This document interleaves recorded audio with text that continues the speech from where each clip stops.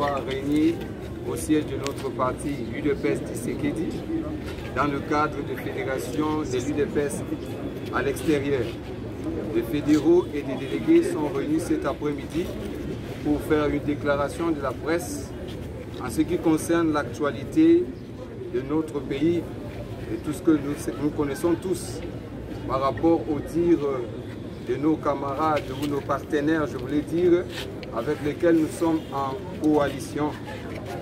Au vu de l'ère dite, nous pensons qu'il faut bien que les choses soient recadrées afin d'éviter les agitations de part et d'autre.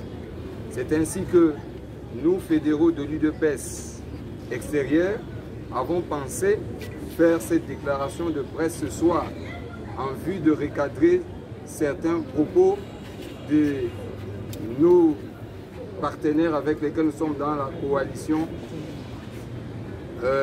Bien ce soir ou cet après-midi, le représentant Pascal de la Suisse, c'est lui qui est chargé de faire cette déclaration.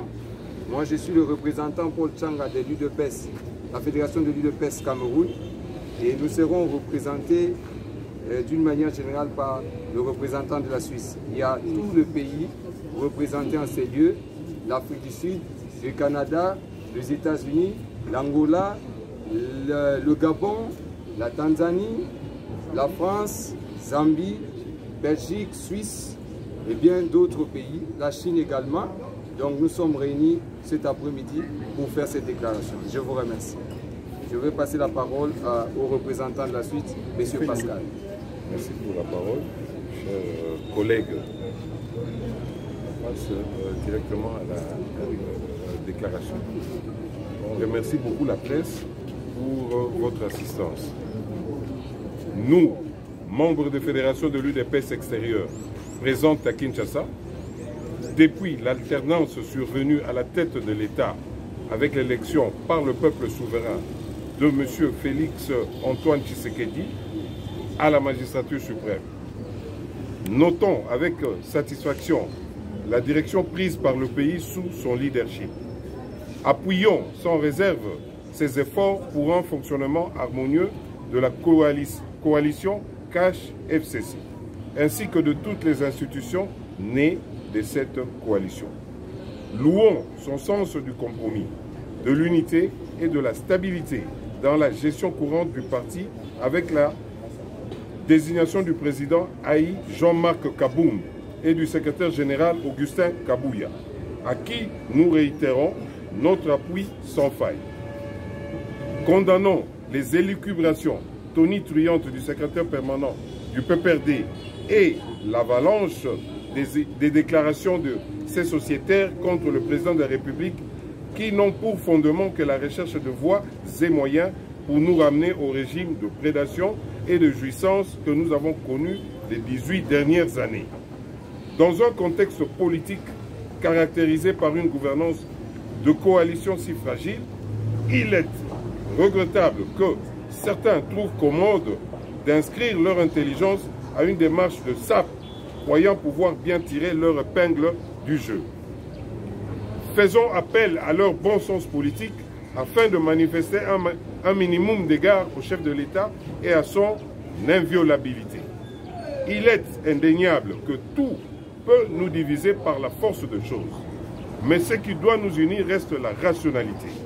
Étant entendu qu'il s'agit d'un accord de salut public, la rationalité oblige son respect aux fins d'éviter l'amalgame, car notre peuple attend de nous de solutions idoines pour son émancipation, qui cadre avec la vision du chef de l'État dont les actions sont visibles. Pourtant, les élections, de par leur sémantique, ne dépendent jamais d'humeur d'un individu, selon qu'elles sont l'expression du choix d'un peuple souverain. Il est aberrant que certains individus en mal de positionnement, sans éthique ni morale, le réduisent à la seule volonté de leur autorité morale. Ce qui ressemble à une insulte faite au peuple congolais qui a sué son sang et eau pour obtenir l'organisation des élections de 2018. Nous en appelons à la vigilance de tout le peuple congolais pour faire échec à toute tentative de blocage de l'action salvatrice du chef de l'État pour l'émergence d'un État de droit en République démocratique du Congo. Que vive l'UDPS Tshisekedi, que vive son Excellence Antoine Tshisekedi Tshilombo, chef de l'État. Que Dieu bénisse la République démocratique du Congo. UDPS viva! Viva! UDPS viva! Viva! UDPS viva! Viva! Viva! Viva! Tshisekedi, héros national, Félix Tshisekedi, chef de l'État. Béton. Béton. Béton. Béton. Merci. Merci beaucoup. En lingala, Oui. le message reste en lingala. To bandeko journaliste, le quoi n'est pas sengi biso to lo banalingal. Déclaration toti ko sala ezali déclaration tozali ko zongisa eyano na ba maloba oyo epesami na bandeko na biso oyo ya FCC bali ko sala lokola ba sakanana mokonzi na biso Félix Antoine Tshisekedi. Yango ete biso Fédération extérieure ya UDPS to sepeli na yango te. Potoyi komona lokola ezali nengo balobaka na lopoto mépris pour le peuple congolais. Bino mono wapi bino bo organiser élection.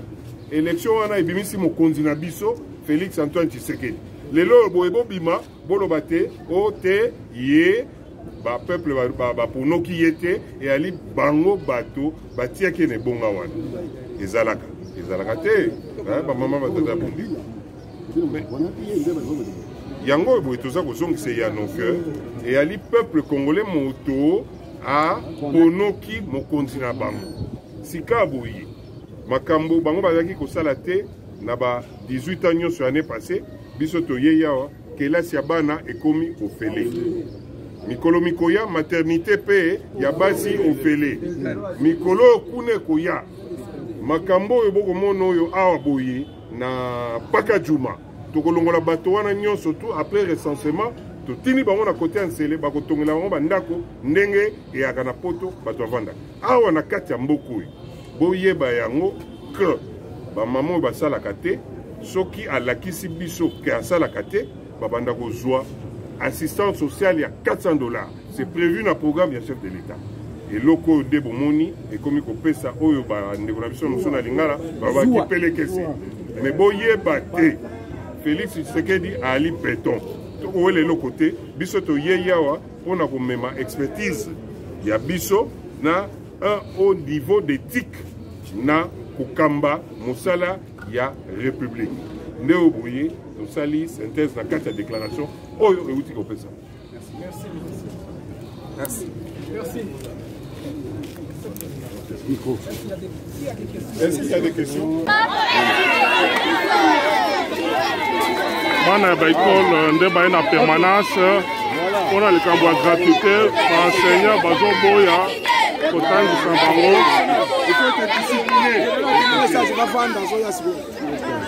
Alors baye kokuta na secrétaire général mpona likambo ya gratuité mpo baenseignant balinga kotangisa bango te. Alors secrétaire atini message bazela ye aya solola na bango. Voilà. On peut son général a une urgence. Oui. Il est sorti pour une urgence. Il va revenir. À quelle heure? Il a raison. Alors, nous allons procéder comme ceci. Nous allons faire un rapport au secrétaire général. Vous aurez droit à une visite. Nous allons venir savoir pourquoi vous n'allez pas à l'école. Mais sachez que c'est votre droit. Vous allez étudier. Les mesures nécessaires seront prises. Mais c'est un processus qui vient de commencer. Nous allons faire du suivi. Faites confiance. Nous allons transmettre au secrétaire général. Vous serez visité demain absolument dans vos locaux.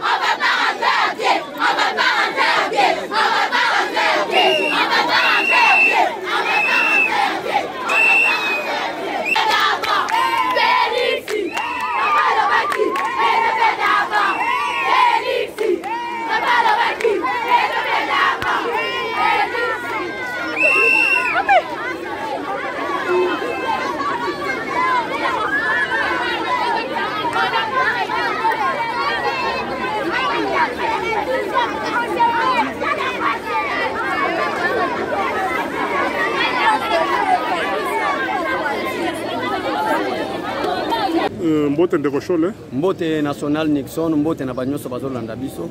Toti ko assisté biso banso na déclaration ya la fédération extérieure. Et là qu'on est vraiment aussi bien na kati ya déclaration on appelle et là qu'on est ningisi motema na yo. Na moni vraiment que cohésion ezali na kati ya IDPS, différents peuples, différentes tribus basalani lokola mutu moko o babengi la diaspora congolaise na ko soutenir chef de l'État.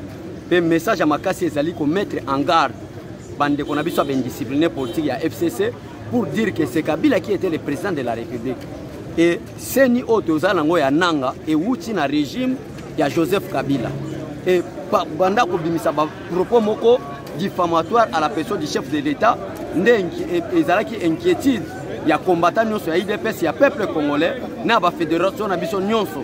La raison pour laquelle national Nixon nde omoni président fédéral na biso ya extérieur basali déclaration commune pour na koloba ete en tout cas niet na makamba lukuta boko sa peuple congolais te na eko comprendre que vision chef de l'État et sa vision moko munene peuple congolais vous êtes à l'extérieur du pays et sengeli boyeba que espace ezali entre Kingabwa na limité résidentiel poto koma na poids lourd batu bakoma olala bisika ne koma obima kuna basolanier. Maintenant, il y a un programme ya chef de l'État. Ndeni toko déloger batuana to lukatan sele to tonga ba belle maison pour te batuana bazofana. Oyo Kabila sali pendant 18 ans na pouvoir 18 ans ya kosala ngote. Et bandi ko pesa bango motema likundu pour te ba distraire le peuple congolais. Ndena yango na biso peut soutenir déclaration ya diaspora congolaise na soutien ya président Félix Tshisekedi. Ya solo mwana mboka Chole ezali malamu lelo likambo ezali ya moto ko pela na kati ya coalition. Tokomiko yokana masolo ba hyperkit hein komiko beta maipa ya Shadar alobi to ke na bana ndenge ba hyperkit omonya on est que coalition en avenir toi coalition so en avenir te na ko yebisa peuple ko boza la calme ba onde ba za la perdant et peuple congolais dès que bozo landa déclaration à Shadar na télévision comprenez que na FCC la personne la moins intelligente oh ba nga utiliser za la monsieur Shadar vous allez comprendre on l'appelle professeur d'université. Mais Kabila qui n'a même pas passé l'école primaire n'a jamais été sanctionné. Mais il est professeur d'université, il y a la République démocratique du Congo est sanctionné par l'Union européenne et sanctionné par les États-Unis d'Amérique. À cause de quoi? À cause il y a considéré la personne la moins intelligente. Donc, Shadar Agouban Sabisote, Mokonzi Yekoutou d'ailleurs Azalaka, candidat président de la République, député à Bangomoko, Baboy Kotia Ilongi na une effigie à campagne. Donc, Azamoutongo, c'est quelqu'un qui est maudit. Jean-Marc a répondre Augustin Kaboy a répondre parce que c'est un indiscipliné politique. Donc M. Shadari apprendre à lire la Constitution, à respecter les institutions de la République démocratique du Congo. Donc, biso toko bangana biso Shadari te na ba cadre à parti, na kati IDP tozana ba secrétaire général adjoint, tozana secrétaire général, tozana président du parti, tozana ba secrétaire national lokola ba national Nixon o tozako na isika o. Baza ba na secrétaire national. Mon côté ba cadre IDP baza sanctionné na l'Union européenne aux États-Unis, le la Shadar a sanctionné. C'est-à-dire, biso na IDP tous très bien éduqués, nous faisons vraiment réellement la politique. Togolanda malobana bangote, mais togotala mot d'ordre auto zo kendo yamba président du parti Jean-Marc Lobi, makamuni na koyebi sabisonde, bisonne sotoko emboîter les pas pour soutenir le président de la République.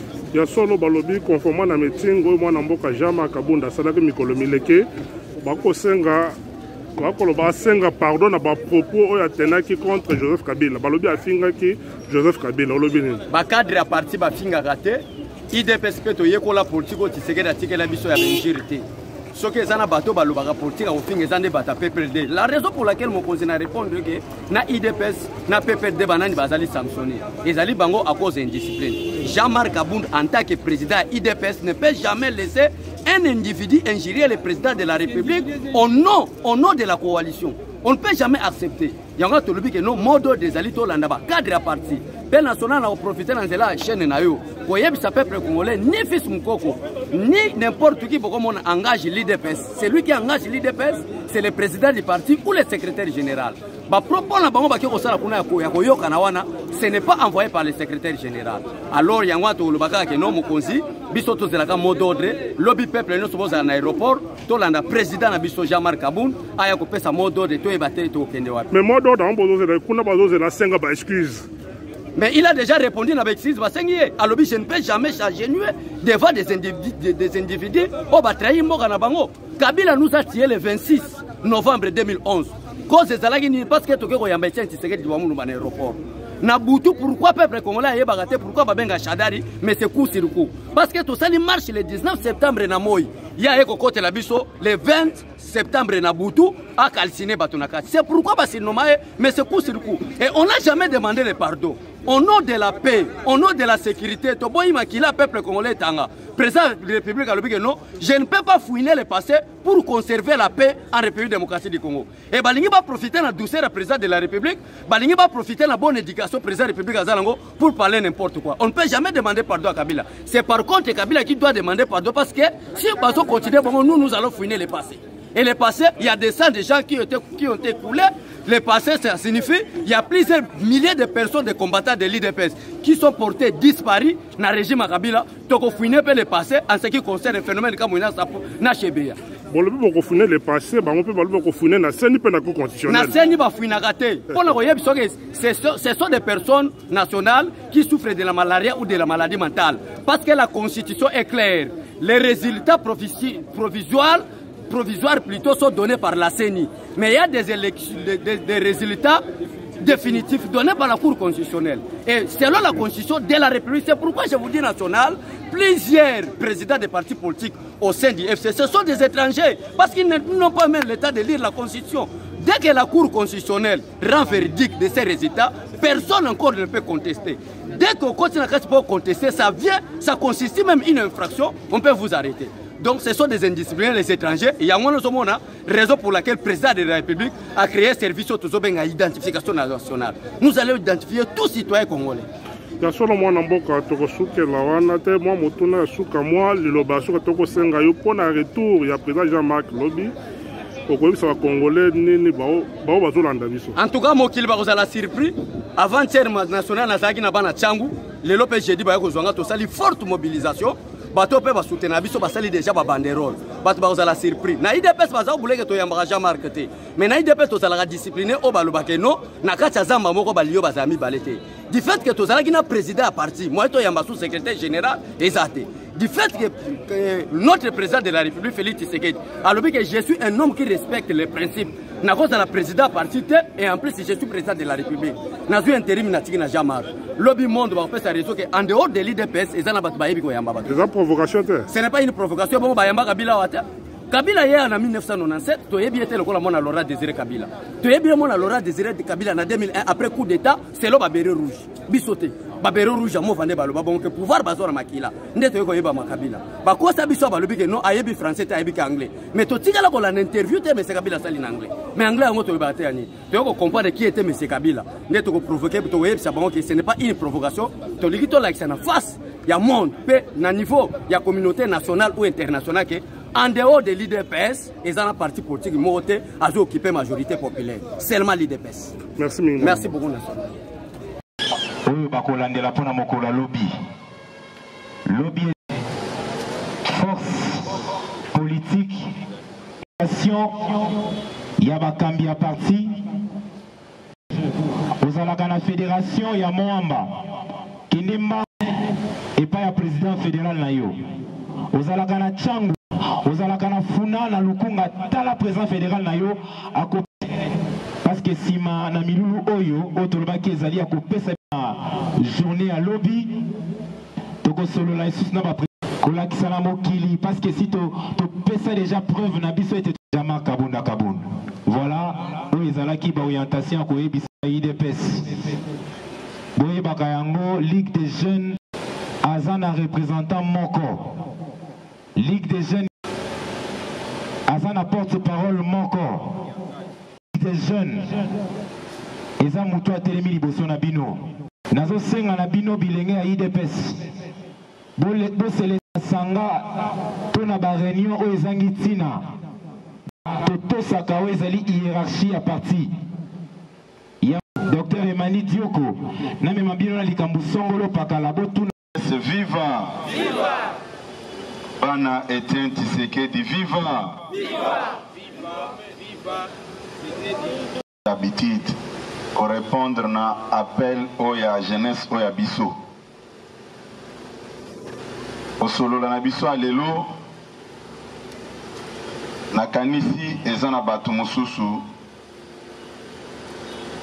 oyo basalaki biso calcul basous-estimaki biso bazalaki kose rendre te malgré bamoyens nyonso oyo batie en jeu croyant qu'ils vont écraser l'IDPS avec des fausses informations mais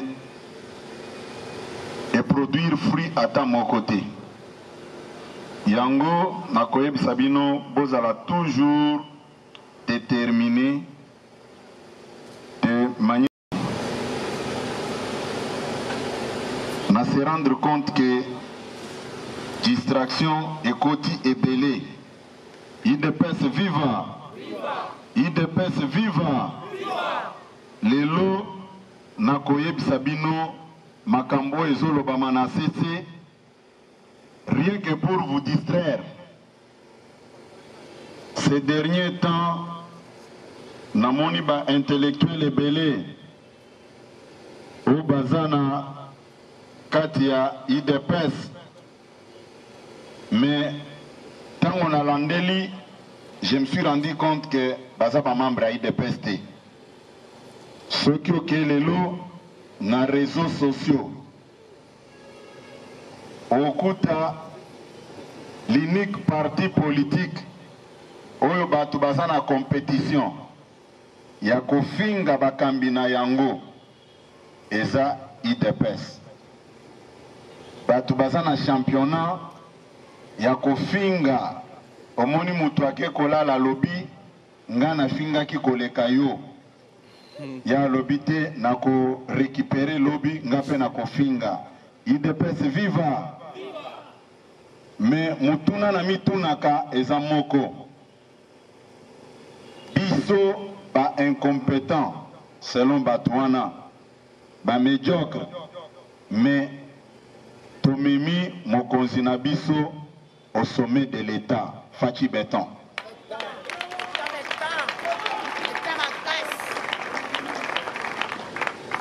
Naebi na mboka oyo, na mokili oyo. Nous sommes en 1998, équipe de France ezwaka Coupe du Monde. Tango ezwaki Coupe du Monde et kenda pe ezwa héros. Natikala komona français ata moko te. Azo critiquer équipe wana alobi équipe wana eza mabe.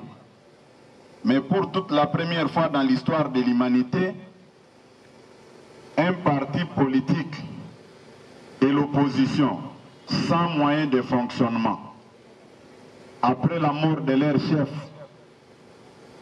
parti wana ekei ezui bokonzi, ezui magistrature suprême, mais quelques langues se donnent le courage à kolobake banimateur ya parti wana baza ba médiocre. C'est de l'injustice et inacceptable.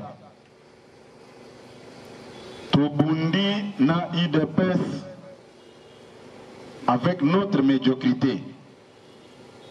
Tomemi IDPS na magistrature suprême. Eza motif ya fierté. O mutako loba eloko moko te. O nakoki leloko loba s'il faut discuter qu'on engage un débat responsable. IDPS viva.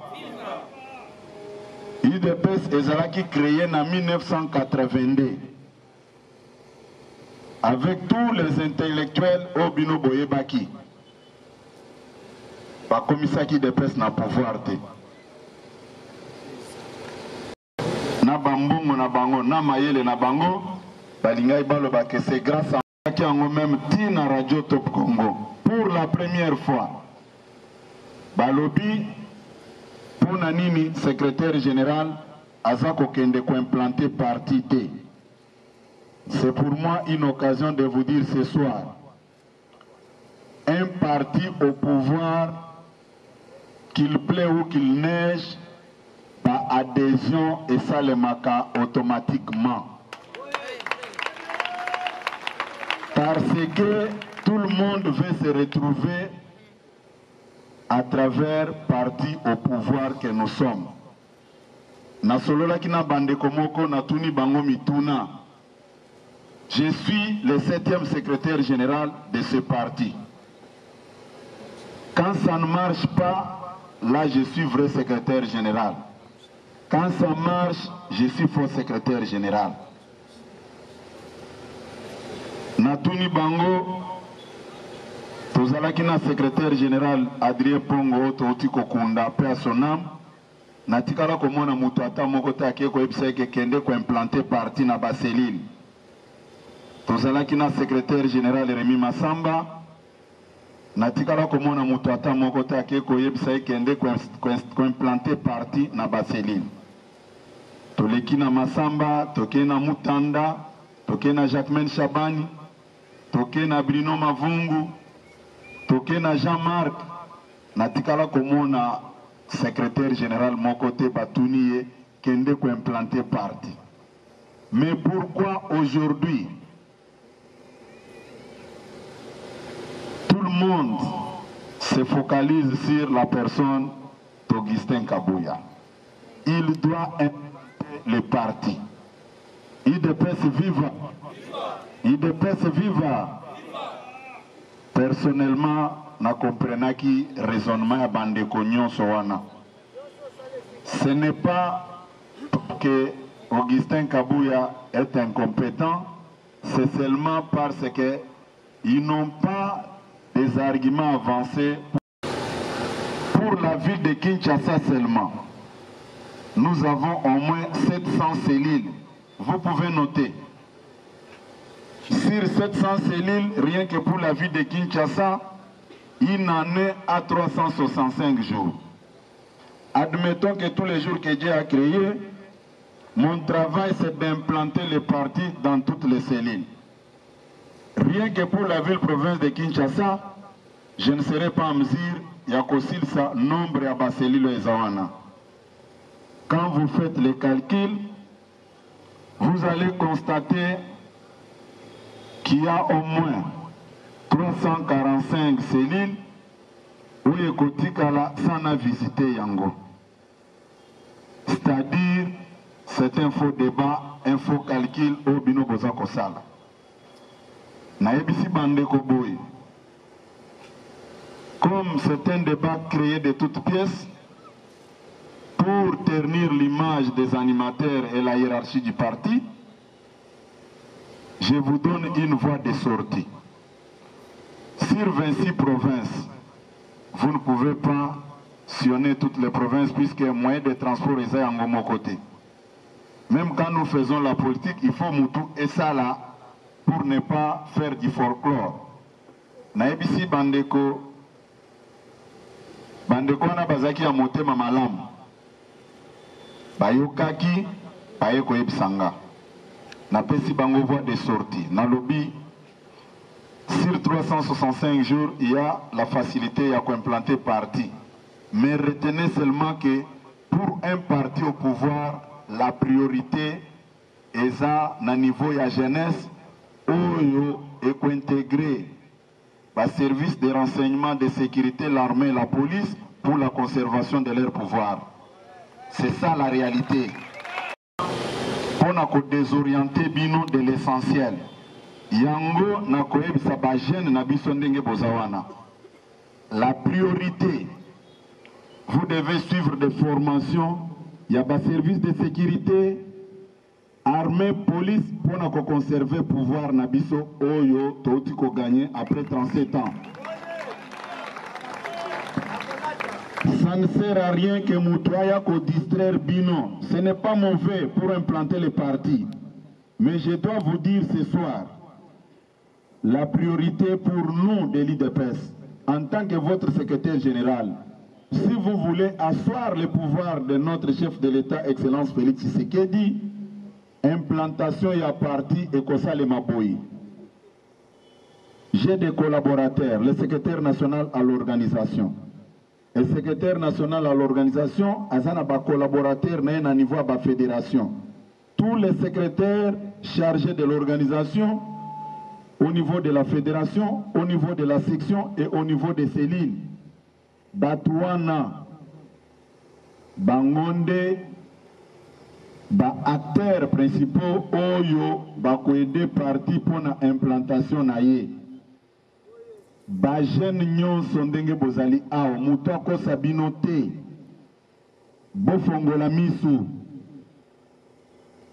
Priorité na biso eza d'abord ya kovendre sa pouvoir ya Fachi Béton. Toyokani? La procédure est simple. Bajen bakozlanda formation na voie moko normal na niveau ya armée, la police, ba service de sécurité et de renseignement pour na vendre sa pouvoir na biso. Toyokani malam. Toyokani malam. Ba discours nyonso boza koyoka de gauche à droite, bopesa ba jeune misala, ce n'est pas mauvais que ba jeune bazo misala, mais la jeunesse doit d'abord travailler pour asseoir le pouvoir du chef de l'État. Toyokani? Babilo Komosus o Nazako Yoka Bazako Loba de gauche à droite. Je suis d'accord avec vous. Mais Nazako Eb Sabino Napoko Alelo, un parti au pouvoir, adhésion et ça les maka automatiquement puisque tout le monde veut se retrouver à travers le parti au pouvoir. Qu'on ne vous trompe pas, c'est un discours au Bazako développé pour vous endormir debout. IDPS viva. Nalingi ko expliquer bino eloko mosusu. Nayokaki depuis le 12 novembre oyo tosepelaki mukolo oyo bino ndenge bofandi boye bosalaki échec na bat oyo ba sous-estimaki bino o balobaki ke na IDPS bato amayele bazalaka te. Pour quelle raison biso tokozwa mutu ya IDPS azala candidat na compte ya opposition? Boyebi makambo basalaki biso e boyebi pe réplique na bino bomi betela maboko makasi. Boyokaki toute la semaine kombo ya président na biso a parti ezalaki na ba réseaux sociaux nyonso baza kofinga baza koloba aza immature pourquoi asali boye o afingi.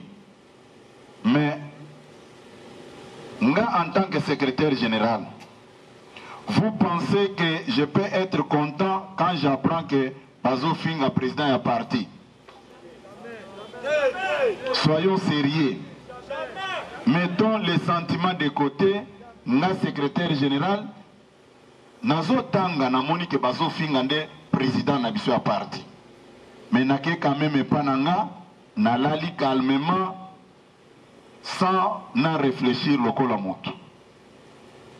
Natunaki bandeko oyo bazalaki koloba mokonzi ya parti a fingi bango alobi boye, et ce discours était véhiculé même par certaines personnes qui ne nous aiment pas, mais bazo sala semblant que bazana biso. Biso na IDPS to finga ka batu te, tolobaka o batu bazali. Ceux qui tolobi que régime oyo eza régime ya boye, to fingi moto. Est-ce que tokende kobomba na sima ya rido pona kolobango? Mais moi personnellement, j'étais scandalisé. Na lobby eza signe ya faiblesse te ou bien kobanga te. Nayoki bato o bafinga ki biso lobby tango na lobby ke bolakisa biso esika président na biso afinga ki songolo pakala. On a présenté des excuses. J'ai présenté des excuses chez qui? Je suis secrétaire général, je suis responsable, j'engage le parti comme gestionnaire au quotidien à parti. Au nom de quel principe je peux être content quand on injurie le président? Là c'est normal. Et quand je recadre les choses, allez, communiquer moko ezanga mutuna makolo. Non, peut-être yo mokondo zanga mutuna makolo za ko comprendre le côté. Nati. Ceux qui mutoazwa ki éducation na mabe pa ba parents na ye aye ko étaler aussi la place publique, où est mon problème? Moi j'ai fait mon travail. Et puis nayoki ono akendeki lobi kosenga pardon na kingakati. Soyons sérieux. Soyons sérieux. Toute la journée d'hier, bato bayaki ko visiter nga nandako, crise ya malaria bande ko déranger nga, je suis un humain, moto abelaka te au moins robot, même robot etombaka pe en panne. Mais nabundi naeti awa tozaki na bino. Mais à ma grande surprise, j'ai lu des insanités dans les réseaux sociaux. Je comprends certaines personnes. Vous savez, dans la vie, quand quelqu'un a des difficultés pour identifier son vrai papa, il peut écrire dans quelle profession? Des mendiants. Je dis bien que ce sont des mendiants qui déforment la vérité pour nourrir leur famille. Ce n'est pas correct. Et j'ai lu, quelqu'un se donne tout le temps de rencontrer des bêtises que non, le téléphone d'Augustin était mis sur écoute par le chef de l'État. C'est dit n'importe quoi. C'est dit n'importe ça, c'est blaguer avec la personne du président de la République. Je suis son collaborateur direct. Quand il a besoin de moi, il m'appelle, on se parle, un point, un trait. Il ne faut plus ternir l'image du chef jusqu'à ce niveau-là. Et puis, il faut voir à quel niveau les gens raisonnent, en dessous de la moyenne. Comment expliquer que yo mutobota mana mayele, tu peux prendre tout ton temps pour écrire des bêtises. Oh non, Augustin Kabouya va corrompre na $1 million. Bon, lui-même mandataire ou Azako corrompre na $1 million. Il va toucher combien pendant son mandat là? Hein? Lui va toucher combien? Il vient d'abord avec $1 million. À Pessinga pour à son nomination. Non, soyons sérieux. Moi, je ne suis pas venu pour m'enrichir. Je suis venu d'abord la priorité pour travailler pour les comptes de la nation et de la base du parti. Ceux qui est à la capona mbungo, je ne serai pas avec vous ici. Nalobi, ceux qui est à la capona mbungo, mokonzi amboka bomba kangote, à quiconque veut l'écouter, aloba kango. J'ai beaucoup souffert avec Augustin ici. Il est dit, tant on a boyaki kozala ministre, je le dis ici devant tout le monde. Ezala mokonzi amboka a persuada kinga a bondelinga lobino, il faut osala ministre nga lobi excellence, merci mais je reste au parti avec la base. Ce n'est pas donné à tout le monde. En dehors ya mokonzi amboka, le président Kabound ici, il est venu me voir dans mon bureau là, mon ancien bureau là. Pendant 30 minutes, Ayebisinga, mon frère, si nous sommes là où nous sommes, tu as beaucoup travaillé. Bato kutu basali musala, oyo salite, baso ma ministre, mais pour quelle raison, yo lingi kotika dans la partie. Je lui ai dit, j'ai tout étudié, j'ai beaucoup réfléchi. Yo le lozo kene, qu'on a comme premier vice-président de l'Assemblée nationale, je ne vais plus abandonner le parti dans la rue. Je reste avec le parti. Ce n'est pas donné à tout le monde. Comment expliquer Batou sérieux? Bazoatan na bango. Nayebi. Après cette communication, certains viendront me dire, oh, Yosa général Ndimaba Fingayo. Je ne peux pas permettre encore que tous les mendiants, tous les gens qui ont raté l'éducation au niveau de leur famille, c'est dans les listes de nous importuner. Nous avons besoin de soigner notre image au niveau de l'opinion. On ne peut pas accepter des bêtises. Je dis que je n'accepterai jamais que quelqu'un vienne encore rencontrer des bêtises sur mon dos. Je n'accepterai jamais. Biso toza bami bité. Ce qui est comité de suivi, c'est le chef de l'État lui-même qui nous envoie. Et on lui fait les rapports. Il faut arrêter avec des bêtises. Hier, les gens nous critiquaient, Toza qu'on soutenir coalition. Mais les lots Toza wapi. Les lots Toza wapi. Tango chef de l'État Zoloba, Namboka Mindele, Alobi, je n'ai trahi personne tant on a sali coalition. Les gens applaudissent. Quand le même discours est développé par Kabound et Kabouya, non, les corrompus, vous jouez quel jeu? Les hypocrites. Ils font semblant d'être avec le chef de l'État Mais en réalité, ils ne sont pas avec le président de la République. Pour quelles raisons ceux qui bissent les lots, par responsable à parti, nalobi bien par responsable à parti, Mokonzi Mboka Azali Moko, nous ces collaborateurs, nous ne pouvons pas aller à contre-courant avec sa vision. Mokonzi alobi non, bokende beaucoup tanana batuboy. Et puis, je voudrais me poser une question. Tango batu baza koloba ono, basombi bango na FCC, mais vous êtes des détraqués mentaux. Mais FCC a un pouvoir, bisonde tous en signature, puisque c'est le président de l'IDPS qui a la signature.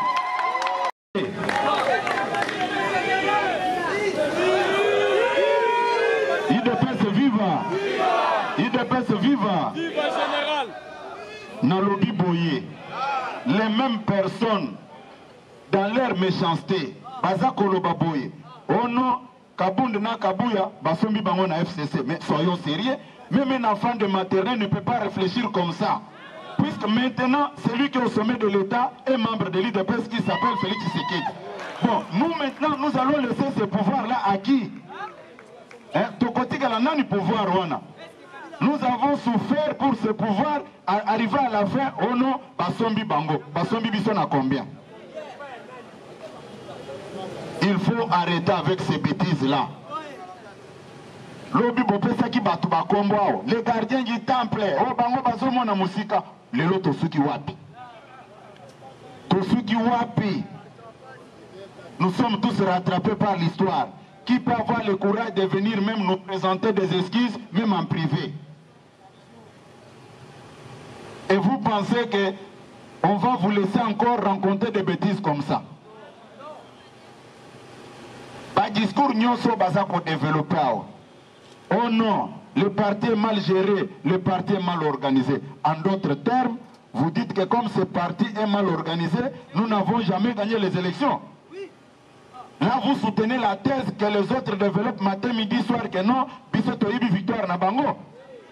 Comment expliquer les gens sérieux peuvent entrer dans des bêtises pour se contredire eux-mêmes à partir de leurs propos? Et vous dites que non, au nom de la démocratie. De quelle démocratie? Les méchants. Bissotoïba, victoire, Yamotouté. Président Tshisekedi Akoufi Awa, il nous a laissé le parti. Il n'avait même pas fait un testament. Kengaro Nazo Koufa Botika la Boy. Totika na parti oti to commission on a pouvoir. Bato bazaki na posa mbongo bakenda boyebi bango. Mais à cette époque-là, biso tozalaki côté ya pasi. Ne air tolina tolanda bao basaki na mbongo. Tolanda bangote, le lobby se tokomi côté bonnet rezali, au lobby que non, tozotika tokende. C'est quel raisonnement ça?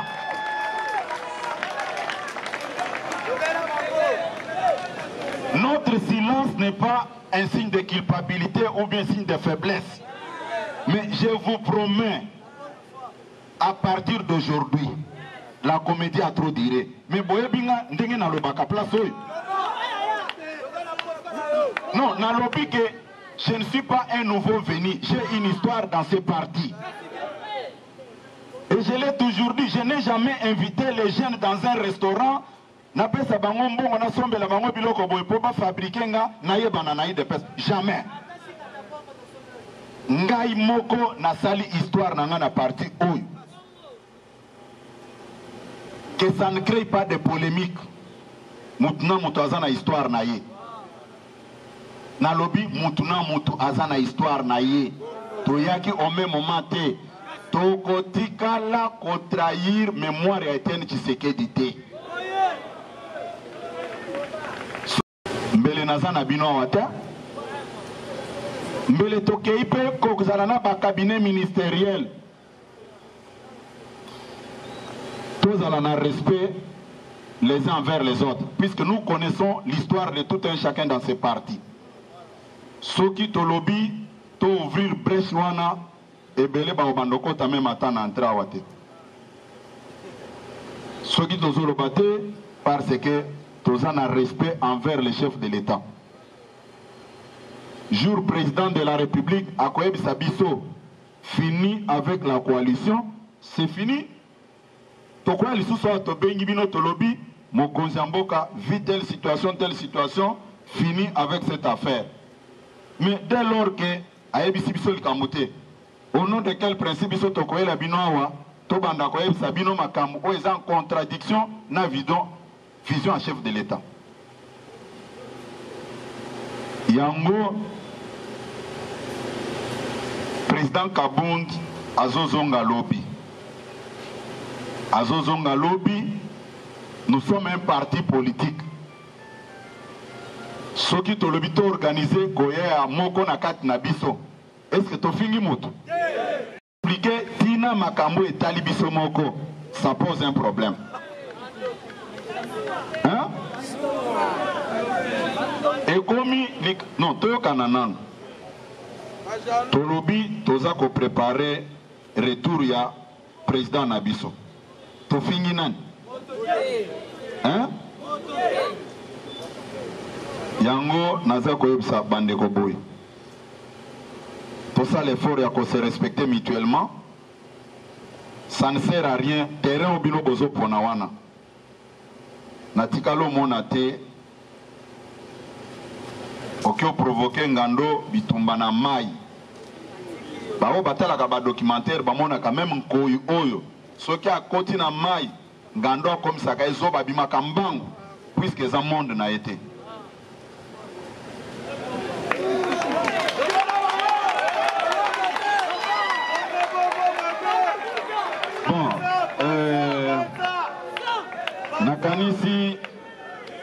Nakanisi Nazaki très direct, il fallait IDPS viva. IDPS viva.